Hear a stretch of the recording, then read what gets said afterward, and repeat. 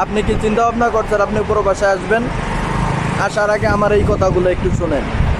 আপনি যদি আপনার পরিবারের একজন ভালো সন্তান হন, আদর্শবান সন্তান হন, সবার চোখের মনি, সবাই আপনাকে অনেক বেশি ভালোবাসে, অথবা আপনি আপনার পরিবারের একমাত্র ছেলে, তাহলে আপনার জন্য প্রবাস না, আপনি প্রবাসে আইছেন না। যতই শখ করে প্রবাসে আসতে চান, প্রবাসে আইসে থাকতে পারবেন না। ছোট্ট একটা ঘটনা বলি। আজকে আমার রুমে কিছুদিন আগে আমাদের কোম্পানিতে মনে করেন সাপ্লাই থেকে লোক লইছে, একটা ছেলে আসছে নতুন। আজকে দেখতে আছে কি ইফতারের পরে সে কান্না করতেছে। কান্নার আওয়াজ পরে উঠে গেছে যে কি, কেন কান্না করতেছো, কেন কি হয়েছে তোমার? আমরা থাকতে পারলে বিদেশ তুমি থাকতে পারবা না কেন, কি হয়েছে তোমার, কান্না করতেছো কেন?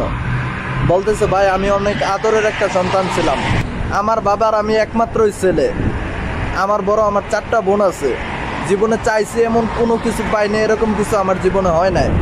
আমার সবাই অনেক বেশি ভালোবাসছে, আদর করছে, কিন্তু এই প্রবাসে আইসা এখন আমার খুব খারাপ লাগতেছে।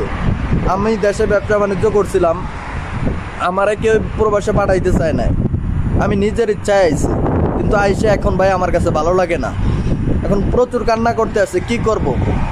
যারা পরিবারের এত আদরের সন্তান আছেন তারা কখনোই প্রবাসে আসবেন না, না আসাই ভালো।